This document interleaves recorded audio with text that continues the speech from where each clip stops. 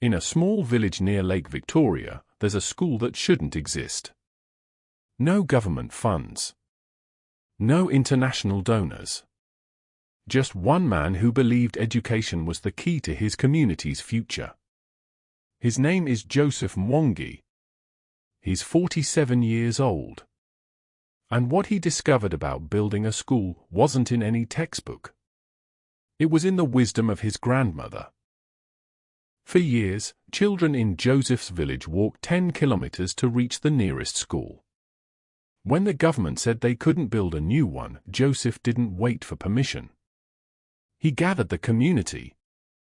But with no money, no materials, and no experience, how could one farmer build a school? He started with what he had, his land. He donated 1 acre from his farm. Then he asked the village elders for their wisdom. What they shared changed everything. Joseph's grandmother taught him that the best buildings don't come from steel and concrete. They come from the earth itself. The same wisdom that built the great Zimbabwe. The same knowledge that created homes that withstand Kenya's rainy seasons for generations. So Joseph didn't go to the city for materials. He went to the land. The school was built with clay from the riverbank, the same kind used for generations. Bamboo from local forests, stronger than steel for these structures. Knowledge from the village elders who remembered how their grandparents built. The walls weren't just walls. They were lessons in sustainability. The roof wasn't just shelter. It was a classroom about working with nature, not against it. Here's what shocked Joseph most: when he built the school with the community, something remarkable happened. The school had no dropout rate. None. Why? Because it wasn't the government school or Joseph's school.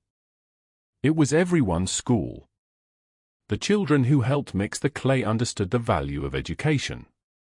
The mothers who wove the thatch roof taught their children that learning is community work. The elders who shared their building wisdom became the school's first teachers. This is the secret that changed everything. When a school is built by the community, it becomes part of the community's heart. Not a building they visit, but a living part of who they are. Today, Joseph's school has become something much bigger. It's a community center where elders teach traditional farming methods to young people. Women run a cooperative that sells woven goods to fund school supplies. The same clay they used for building is now used to create water filters for the village. Joseph discovered that education isn't just about reading and writing. It's about connecting the wisdom of the past with the needs of today. The most important lesson he learned? True education begins when we honor the knowledge that's already in our community. For many of us who grew up in Africa, this story might feel familiar. How many of us learned our most important lessons not in school, but from our grandparents while working in the fields or sitting by the fire? Joseph's secret isn't really a secret at all. It's the wisdom that's been with us all along, that education isn't about importing knowledge from outside. It's about connecting to the wisdom that's already in our community. This is why his school works. And why this approach is spreading across Kenya and beyond. This story reminds us that the wisdom we need is often right in our own communities. It's in the stories our grandparents tell. In the work our parents do. In the traditions we carry.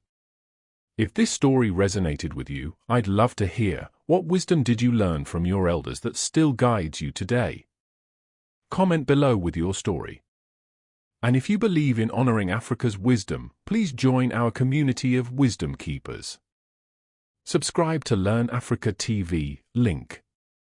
Tap the bell so you never miss stories of African wisdom.